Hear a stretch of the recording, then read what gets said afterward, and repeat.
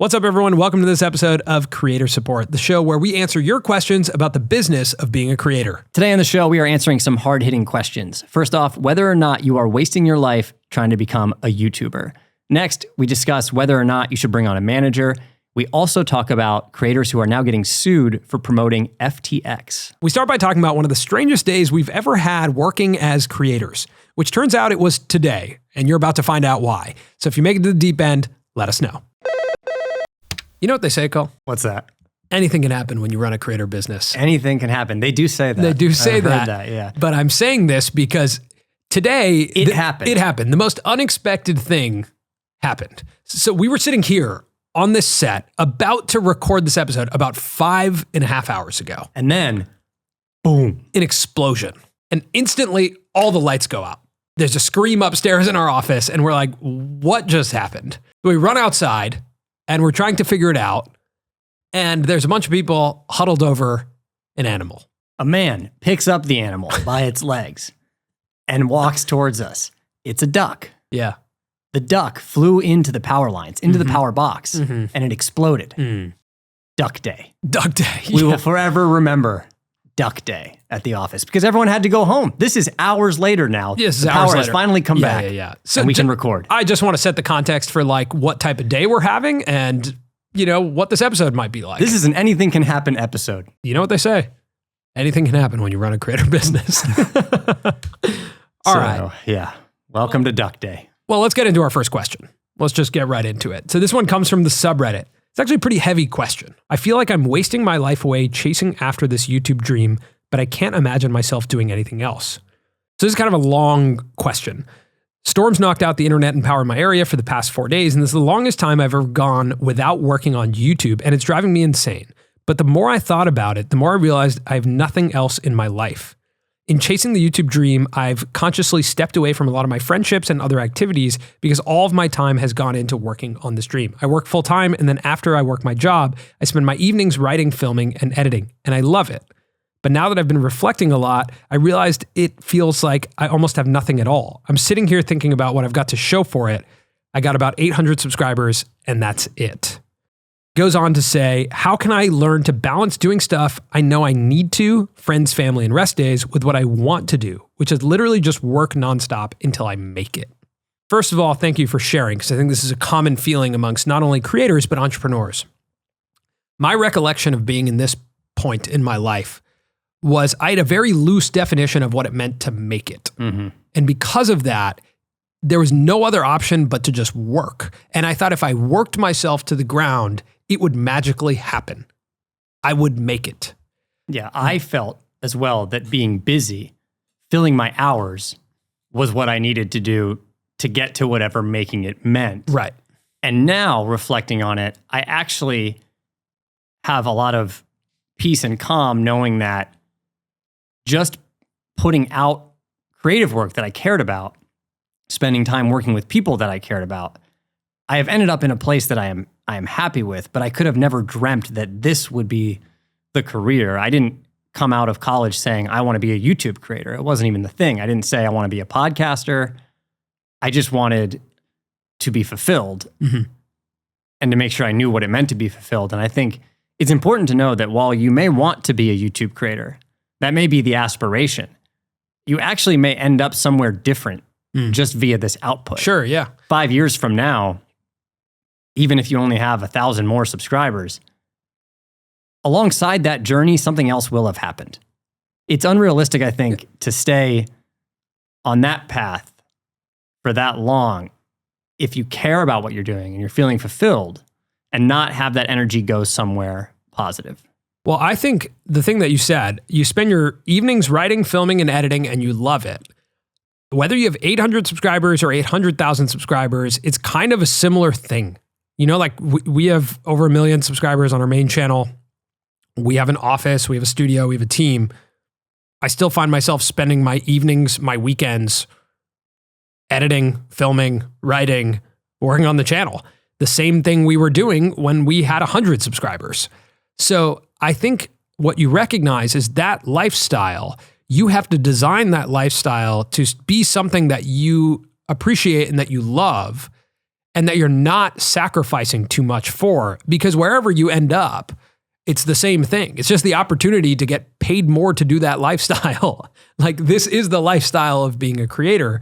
So I think what the most important thing that any creator can do who's listening to this, or anyone, is write down what's enough for you. Like, what's making it? What is a certain amount of money that feels comfortable for you? What are you doing every day that makes you feel happy?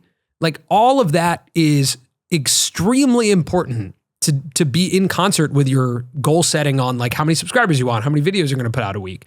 Because once you quote unquote make it, which means, I think it means you're getting paid a full-time wage to do creative work. You're getting paid a full-time wage, but you're doing the same creative work. You might still not have time to hang out with your friends and family and all of that. It doesn't just automatically unlock, at least in my experience. And even if you do end up in a situation that was your version of making it, at some point you may not like how that feels anymore. You may change. I mean, you and I were talking yesterday about how we kind of missed sometimes just creative agency style work where you make videos for other people, where we were helping other creators for a long time. Yeah. We were working directly with brands that there was a part of us that felt very fulfilled with that style of work. Yeah. Where you're not on camera, you're not the main draw for the video or the story that you're telling. And that's something that I didn't expect to feel when I was doing that work. Sure. I wanted out of that work. Yeah. Very much so. Yeah. And now, years later, I look back on it kind of fondly and think, you know, that there were a lot of elements of that were really fulfilling. So I think it changes. Yeah, I think making it, like, when we first set out on YouTube, and just in our company, we said we want to have a creative office on the west side of Los Angeles, and we want to have a team that we enjoy collaborating with every day. Those are the two things that define making it for us. And obviously, like, if we had both those things, we'd be in a financial situation that was positive. And both those things have happened now. And that forced me to look at this concept of making it and being like, so have I made it? Because that's what I set out for. And what I recognize is like, yes, I have. And now either I'm like fully fulfilled in this moment and being like, this is making it. I'm going to show up to this office and solve creative problems with the team that we've built. Or I'm going to come up with a new, concept of what making it means and then go for that. And then once that happens, do it again. It's hard for me to believe that you would think that right now at the age of 33, almost 34, that you could do this for the rest of your life, that this right now is making it and that's it for the next 40 years. You're just going to do that, right? Yeah, some version. I think it'd be some version of it, but I would just urge you to just write out what making it feels like for you. Like, what are you doing every day when you've made it? That's a very important thing to do. And then you can have a compass to where you're going towards. And the last thing I'll say is, like, from experience over the past couple of years, like, you do have time for your friends and family. You do have time for all of that, because YouTube is a very long road. It's a very long game. If you miss a week or you take a break for a week, like, it's okay. It's a very long game. So that's what I'd say. I'd love to hear everyone else's perspective in the comments. Like, what is your definition of making it? What does that mean? And what does it mean to chase this dream of being a YouTube creator right now? All right, next question comes from the YouTube channel, Diaries of a Plant Girl. That's pretty fun. Do you recommend a creator signing with a management agency? I have around 300,000 on TikTok and under 7,000 on YouTube. I'm now receiving emails from management companies and I don't know how to proceed. So far, I've been able to negotiate brand deals by myself, but it is part of the process that I don't really like. I love creating content and would love to primarily focus on that. And at the same time, I don't know how I feel about someone else being the voice and communicating with brands. What would you recommend? So I think it largely depends on what type of person you are and where you feel comfortable.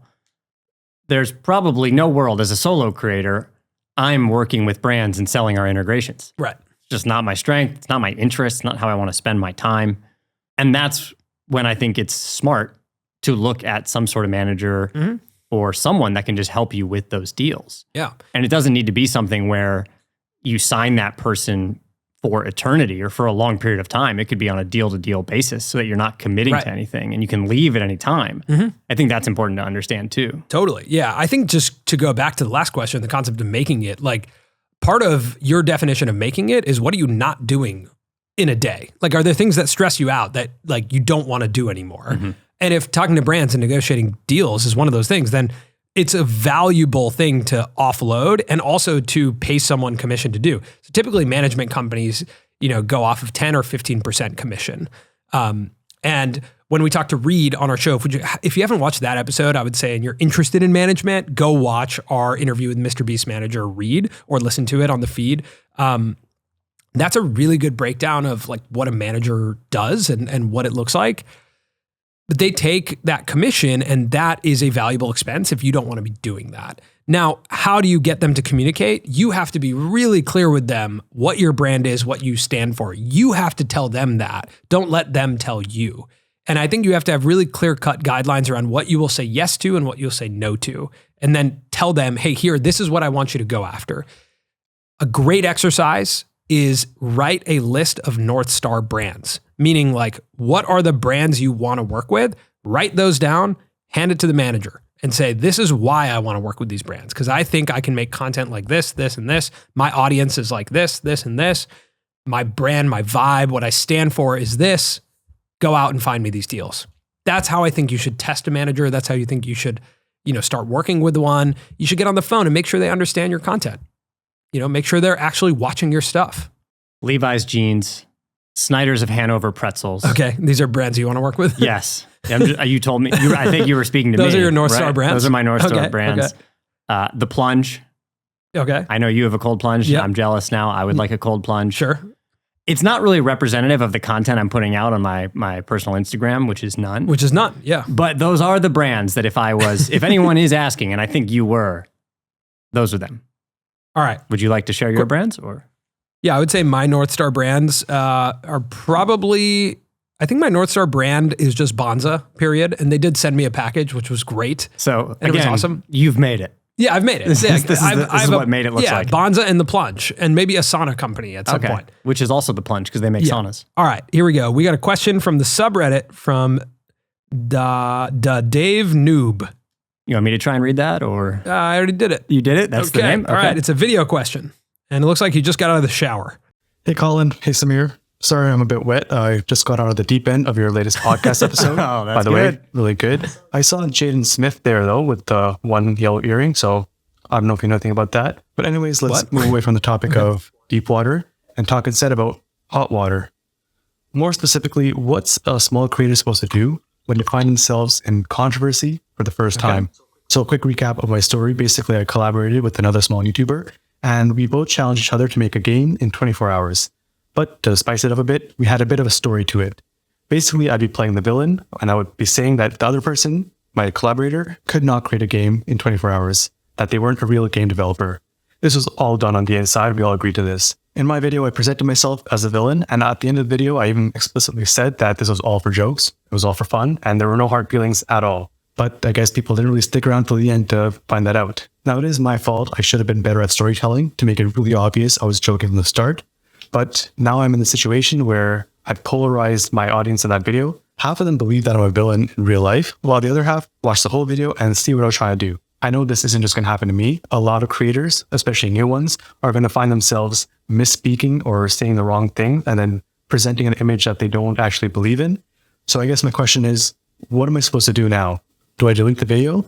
Do I make an apology video? Or do I just acknowledge this as a small blip in my whole creator journey and move on and just try to do better for the next time? I'd love to hear your thoughts. And if there's anybody that's experienced something similar, let me know. Anyways, love the podcast. Love the new thing you guys are doing with it.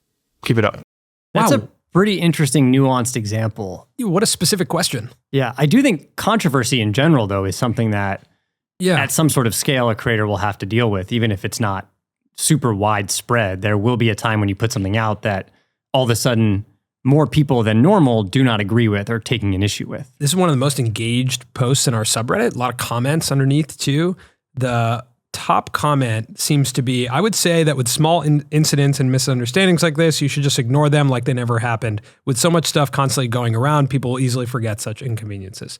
You know, in that instance, because he called it a joke, it's just that people didn't get to that point in the video. Yeah. I kind of agree. You could pin a comment on the video. You could send out a tweet, hey, like this was actually a joke. But it seems like he's a good person with good intentions. He was putting on an act and he even said it was a joke. So in the long run, that video is not going to have a huge impact. It's going to be a blip. Sure. I would do a community post and probably pin a comment. Like I think doing a community post being like, hey, just to acknowledge, like, Yeah. That last video was a joke. Like, I think it's completely fine to put that stuff out. Because I think the most important thing about YouTube is your audience is a part of the journey. Like you are building this content with them, right? So as you're building your brand, I think it's okay to bring them into that and open up and be like, hey, look, this was a misunderstanding. Like, I was completely joking. This is what I said at the end. Have there been any moments like that for us? Misunderstandings? I don't think so.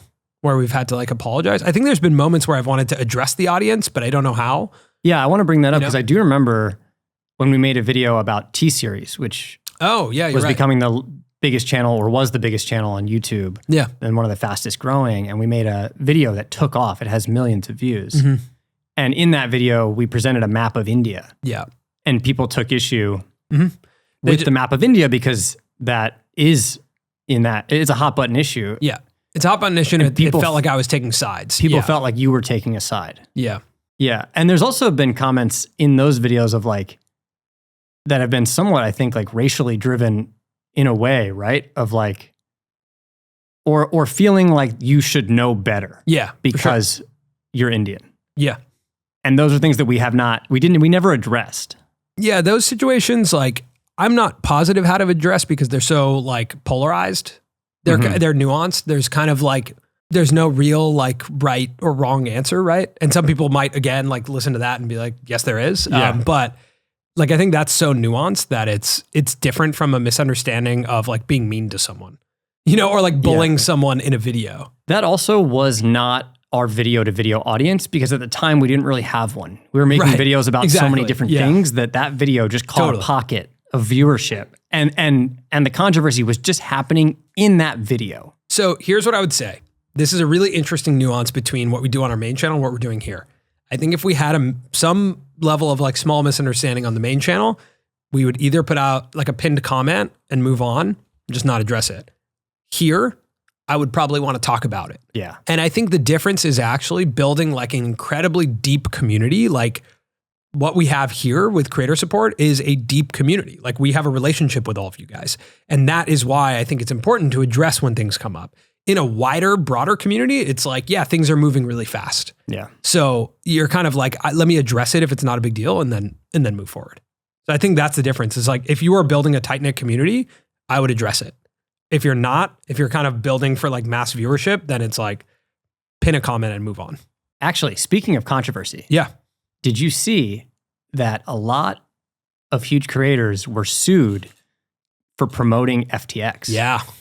Meet Kevin, Graham Stephan, Andre Jick. Yep. Like these are big creators who are getting sued in a class action lawsuit for promoting FTX. Should we give some context for people who don't know the story? Sure. I think you could probably do it better than I could. I mean, all I know about FTX was that it was a crypto exchange. Yeah.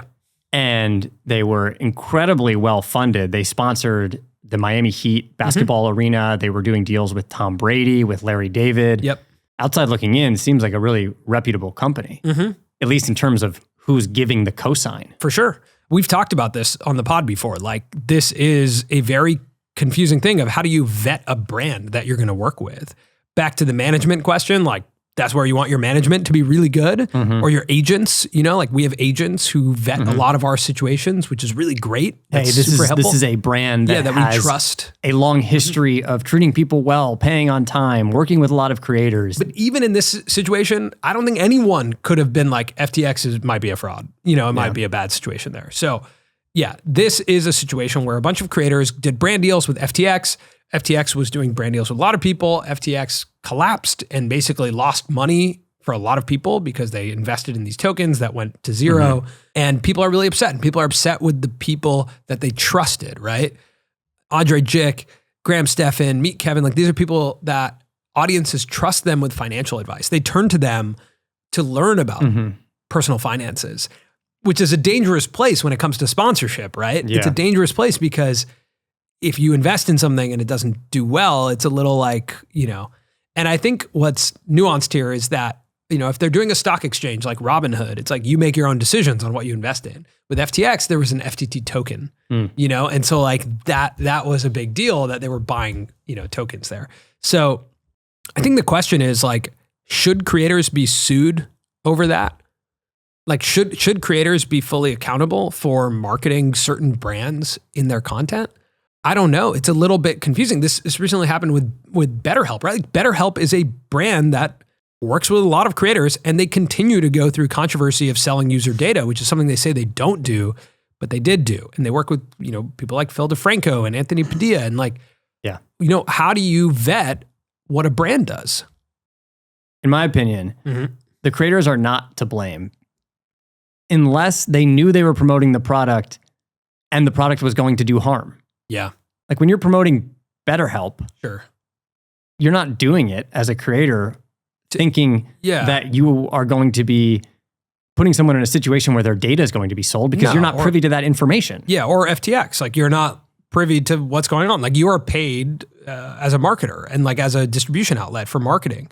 And that's probably why we're going to start to see the larger creators, launch their own products and brands. They just have more control, and it has risk associated with it. But as we start to see some of this, like, I would urge a lot of creators to evaluate risk with brands. And it's hard because, like, how do you vet a brand? Well, in our experience, you meet the team, you ask other creators about it, you see their history, you see how new they are. Like, how new is this brand? How flashy is this stuff? Like, all of that is important to go into it, because at the end of the day, as a creator, you're selling trust. You're selling trust to your audience. Your audience is there to trust your opinion, to trust your guidance, to trust, what you have to say. And if you lose that, you lose your career. It's a big risk to say stuff that can't be trusted. That's a big risk. And unintentionally say stuff that can't be trusted. So I think it's very critical for creators to vet brands, but the playbook for vetting brands, I think, should come through, management, agents, should come through lawyers, should come through, your own work of meeting the team and understanding their history. But outside of that, I think that's all you can do. Yeah. It's all you can do. And then it's like, if it happens, I don't know. That's kind of crazy. I guess we'll find out with this lawsuit. We'll find out what happens with this lawsuit. Yeah. All right. This question came directly into our Instagram DMs from Matt Howard. What's up, Matt? Hi, Colin and Samir. First of all, I love the content you both create for creators. It's definitely been super helpful for me as I've built my brand over the past couple of years. Well, that's awesome, Matt. However, I've been really struggling recently to build out my team. I feel it's hard to find editors that care about my videos as much as I do. I know the right people are out there, but I haven't been able to find them. Long term, I want to be like Rhett and Link and have a fully fledged media company. But right now, I'm struggling to find the first couple team hires. Any advice? To go to what he said about a Rhett and Link media company, like Rhett and Link have built one of the most impressive media companies in our world, right? What's interesting about Rhett and Link is I would assume they just, by the way, did you see they tweeted that they found the password to their channel? No, I didn't. They're going to start uploading to their like Rhett and Link channel, which is so close to crossing a milestone. It's crossed to 5 million subscribers. Yeah. It has like 4.99 million subscribers. So like, please subscribe to Rhett and Link's main channel so that it can cross 5 million. It's like, it's really annoying to look at it at 4.99. But what Rhett and Link have built with Good Mythical Morning, even when we went to go meet them, like, they talked to us about building a format that could scale. So Good Mythical Morning is essentially shot live. We've now built this as a show that can happen live, largely because of the lessons we learned from Rhett and Link. We take your questions, we react to your questions. So we're not writing a bunch beforehand, we're curating questions and reacting to them. That allows us to create a format that we can sit down in seats and feel good about the performance of that format. Now, we're live switching it so that it shortens the post-production time. And we're not adding a ton of B-roll and graphics. Rhett and Link taught us that it was about the performance when you're sitting there. And I think as they continue to build their media company, what they are deprioritizing is heavy lift editing. And so when you're talking about building a team of editors, what I've found to be extremely challenging is to scale anything that requires extremely intensive, nuanced editing. I think maybe what you need to be focused on is switching your formats and saying, the reality is, it's hard to find team members that are going to care the same way as you, because your name is also on the line. Like, you are Matt Howard, right? So like, your name, that's your name. No one's going to care like you. You're going to stay up at night to make sure the work is good. But I think the goal is to build formats that are easy enough to scale, that your performance, your craft, whatever you bring to the table comes forward in the performance, not in the editing. And then you can scale a team that can put those videos together.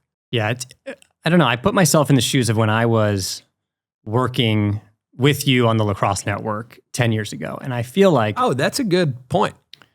I did care for the brand and for the videos like it was my own, because selfishly, I was getting to learn how to tell stories, and I was up-leveling my own abilities and my own career and getting to meet people. And that was worth it for me, that experience. Yeah. But there is a shelf life on that. Totally. Like, that is not sustainable, because at some point I would have wanted to go out and do it on my own in a different type of way, or I would have been burnt out. Yeah. But for those years, I did care about it like it was my own. But that's what's important, is that it wasn't a format also. We were building stuff that was creative based on our excitement level that week. Yep. That means you can't scale it. True. Because once you leave or an editor leaves, you're now back to square one. But the incentives were aligned for me during that time, and it wasn't about money. Right. It was about the opportunity that I was getting, and I think you can find people like that. But again, it may not be sustainable in the long term. Yeah, I think trying to find a format where you're like, whether it's editor A or editor B, I can make it. Yeah. I know how this comes together. I can instruct someone how it comes together. When you get into creative, very creative work, we sit down on a timeline. We can barely instruct someone because we're like, I don't know. I don't know how this is going to come together. Yeah. We'll find out, you know, and that's not scalable. So I think that you have to, as a creator, say, here's my hyper creative work that no one's going to care about like me, and I'm going to have help to create it. And here's my scalable formats. Our newsletter is another great example. That's a scalable format. It's written content. You know, we're able to scale it. We can hire team members for it. It's an understandable format. There's a like job and a role to do there. So I think that's the important thing. It's like, what's your hyper creative format and what's your scalable format?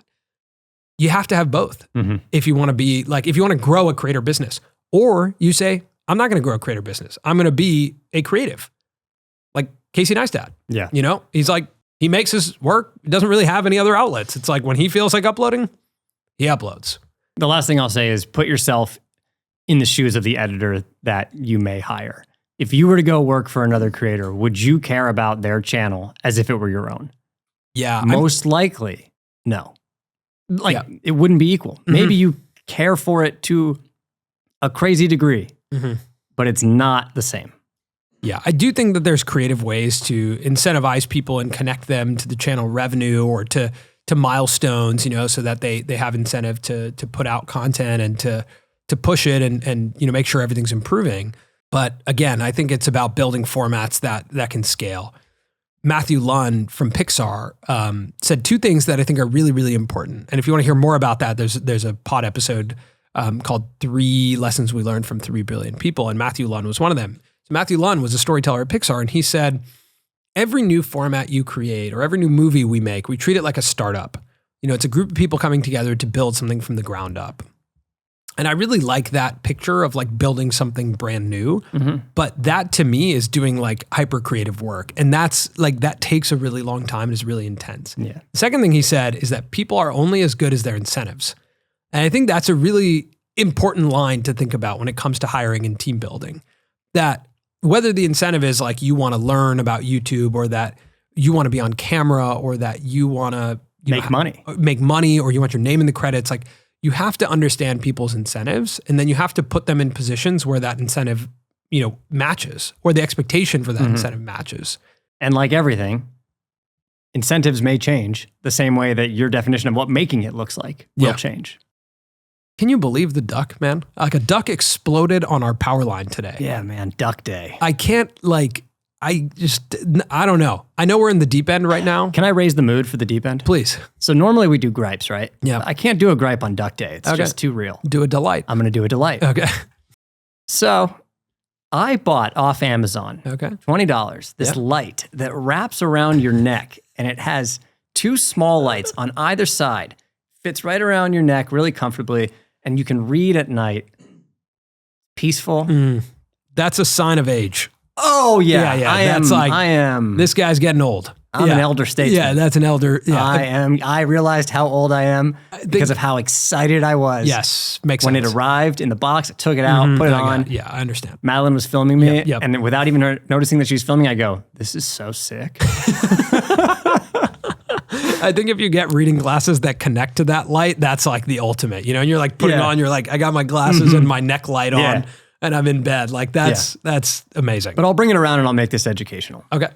There's a quote in the book that I was reading that I wanted to share. And what book is that? Smart Brevity. Okay. From the founders of Politico and Axios. Okay. So this book's about newsletters. Okay. And the quote that they shared is from Mark Twain. And it reads, "I didn't have time to write you a short letter, so I wrote you a long one instead." Mark Twain. The idea there being that making something short and concise is actually way more difficult than something long. And it's something to think about with formats, right? That's a good point, yeah. You and I struggle so much sometimes to put something into 5-6 minutes. But a format like this, like you can let it be longer, it's looser, and it just flows. Right. We can put these out every week. That's good. I brought it around. I like that. Thanks. That was good. Thanks. Okay. So thanks so much for listening to this episode of Creator Support. Also, just a quick question for all of you in the deep end. Do you subscribe to our newsletter, The Published Press? If you don't, would be great if you did. Are we going to title this episode just Duck Day? Probably. All right. We got to go and just do something else with our day because we're really thrown off by this duck situation. Thanks so much for listening. If you guys have questions, put them in the comments. You can put them on our subreddit, tweet them at us, and we will see you next week.